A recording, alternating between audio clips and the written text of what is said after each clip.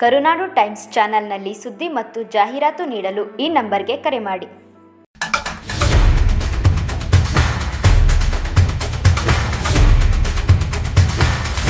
ಕನಕಪುರ ಉತ್ಸವದ ಕನಕೋತ್ಸವದ ಅಂಗವಾಗಿ ಕನಕಪುರದಲ್ಲಿ ಭವ್ಯವಾಗಿ ಆಯೋಜಿಸಲಾದ ಸ್ಥಳದಲ್ಲೇ ಚಿತ್ರ ಬಿಡಿಸುವ ಸ್ಪರ್ಧೆಗೆ ಜನಸಾಗರವೇ ಸಾಕ್ಷಿಯಾಯಿತು.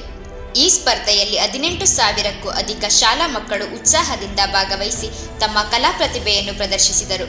ಚಿಕ್ಕ ಮಕ್ಕಳಿಂದ ಹಿಡಿದು ಹೈಸ್ಕೂಲ್ ವಿದ್ಯಾರ್ಥಿಗಳವರೆಗೂ ವಿವಿಧ ವಿಷಯಗಳ ಮೇಲೆ ಚಿತ್ರಗಳನ್ನು ಬಿಡಿಸುವ ಮೂಲಕ ಉತ್ಸವಕ್ಕೆ ವಿಶೇಷ ಕಳೆ ನೀಡಿದರು.